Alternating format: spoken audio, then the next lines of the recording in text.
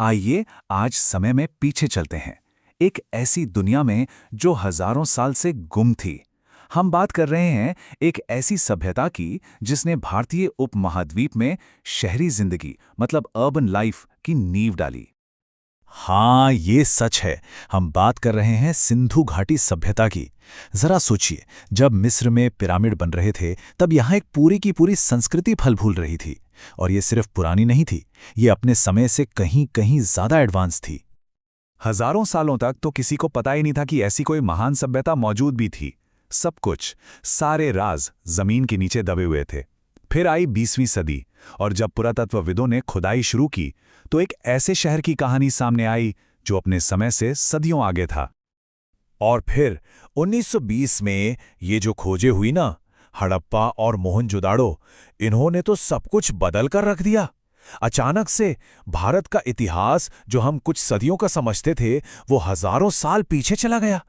पता चला कि यहाँ एक बहुत ही सोफिस्टिकेटेड और वेल डेवलप्ड शहरी समाज था। और ये कोई छोटा मोटा गांव नहीं था, बिल्कुल नहीं। ये एक बहुत बड़ी विशाल सभ्यता थी जो आज के भारत और पाकिस्तान के बहुत बड़े हिस्से में फैली हुई थी। इसमें दर्जनों वेल प्लान्ड शहर थे। हड़प्पा, मोहनजोदाड़ो, राखीगढ़ी, ये सब नाम इसी विशाल पैमाने का सबूत हैं। तो अब आते हैं उस चीज पर जो इस सभ्यता को सबसे खास बनाती है, और वो है इनकी सिटी प्लानिंग।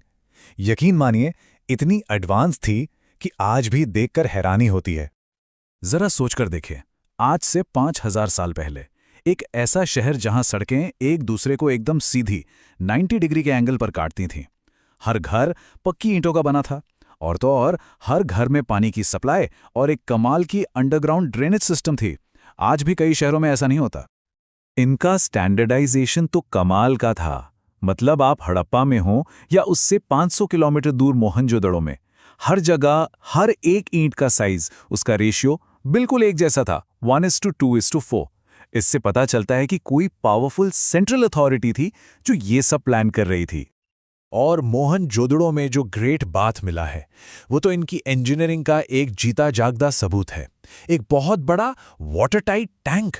ऐसा माना जाता है कि इसका इस्तेमाल शायद किसी खास धार्मिक काम या कम्युनिटी बेथिंग के लिए होता होगा। ये दिखाता है कि उनके लिए रिचुअल्स और पब्लिक फंक्शंस कितने जरूरी थे। तो ये तो हुई शहरों और इमारतों की बात, लेकिन इन शहरों में रहने वाले लोग कैसे थे? चलिए अब जरा उनके बारे में जानते हैं। आखिर उनकी रोजमर्रा की जिंदगी कैसी थी? अच्छा, घरों के साइज को देखकर एक बात तो साफ हो जाती है कि समाज में सब बराबर नहीं थे। कुछ घर बहुत बड़े बड़े कई कमरों वाले थे, तो कुछ बहुत छोटे और साधारण। मतलब एक सोशल हायरार्की थी, एक अमीर एलीट क्लास और एक बड़ी वर्किंग पॉपुलेशन। लेकिन उनकी जिंदगी सिर्फ काम ही काम नहीं थी। वे सूती और ऊनी कपड़े पहनते थे। पुरुष और महिला दोनों ही सोने, चांदी और मनकों के सुंदर गहने पहनते थे। मनोरंजन के लिए खिलौने थे, पासे जैसे खेल थे। वो लोग व्यापार भी करते थे, गेहूं, जौ, कपास जैसी चीजों का। और हाँ, बैल, भैंस, ऊंट जैसे जानवरों को भी पालते थे। और उनकी आर्टिस्ट्री का सबसे बड़ा उदाहरण वो है ये मशहूर डांसिंग गर्ल की मूर्ति, जो कांसे की बनी है। ये मोहनजोदाड़ो में मिली थी। है तो ये सिर्फ कुछ इंच लंबी, लेकिन ये छोटी सी मूर्ति उनकी मेटल वर्किंग और कला की कितनी बड़ी कहानी कह जाती है। कमाल है। लेकिन जितना हम इस सभ्यता के बारे में जानते हैं, उससे कहीं ज्यादा वो बातें हैं जो हम नहीं जानते। हड़प्पा सभ्यता आज भी कई रहस्यों में डूबी हुई है, और सच कहूं तो यही रहस्य इसे और भी फैसिनेटिंग बनाते हैं।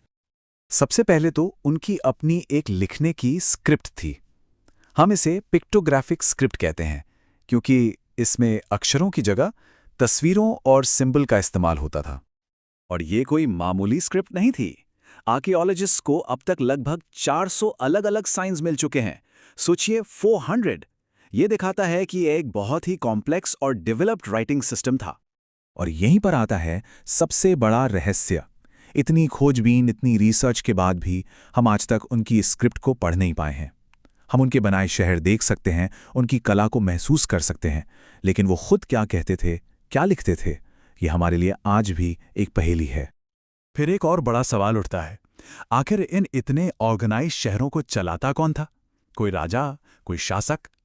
हमें आज तक ना तो कोई महल मिला है, ना ही कोई शाही कब्र।